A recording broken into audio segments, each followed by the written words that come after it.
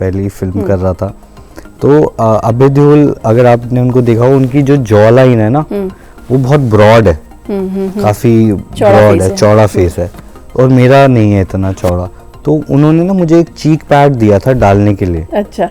वो जिससे मेकअप नहीं होता, वो हाँ। वो वैसा ही कुछ देखने में वैसा ही था। हाँ।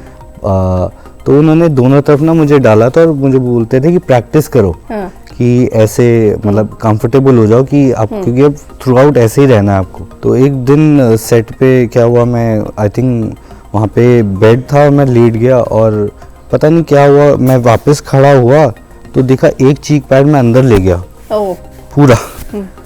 और मैं एकदम से पैनिक हो गया, घबरा गया, क्योंकि वो काफ़ी बड़ा पैड था और अंदर चला गया।